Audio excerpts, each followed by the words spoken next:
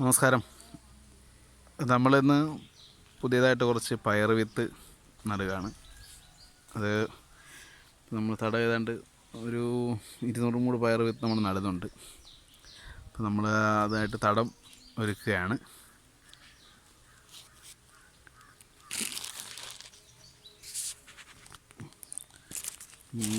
ഇവിടെ നമ്മൾ ഇന്ന് ഇടുന്ന വെറൈറ്റി എന്ന് പറയാൻ ശീതൾ എന്ന് പറഞ്ഞൊരു വെറൈറ്റിയാണ്.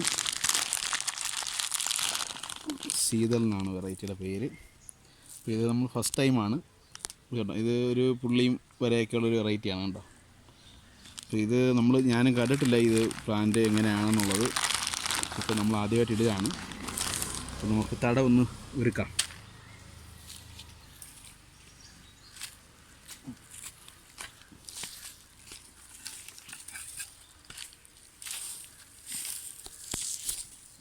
നമ്മൾ നന്നായി കൂട്ടി ചാണകം ഇട്ടിരിക്കുകയാണ്.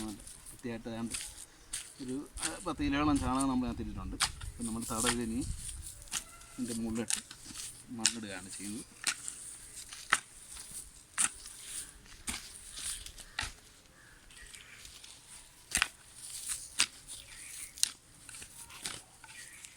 നമ്മൾ തടം നന്നായിട്ട് ചെയ്തിട്ടുണ്ട്. അപ്പോൾ ഇനി അടിയിൽ ചാണകമുണ്ട്. നമ്മളിതിനകത്ത് ചെയ്യാൻ പോകുന്നു ഈ കൂനയുടെ മൂലമാണ് നമ്മൾ നടുന്നത്. ഇതുപോലെ ഒരു 3 ഹോൾ ഉണ്ടാക്കിയതിന് ശേഷമാണ് നമ്മൾ ഇതിലേക്ക് നടാൻ പോകുന്നത്. ഇത് നടുന്ന പിന്നെന്താ, ഇതാണ് റീനു എന്ന് പറയും വെറൈറ്റി. അപ്പോൾ പുള്ളിക്കുത്തൊക്കെ ഉള്ളതാണ്.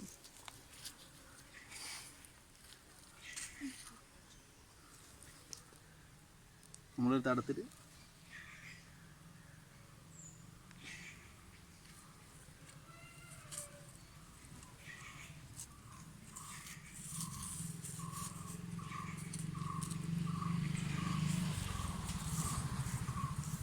ഒരു തടത്തിൽ 3 എണ്ണം വൈദാണ് ഇട്ടിരിക്കുന്നത്.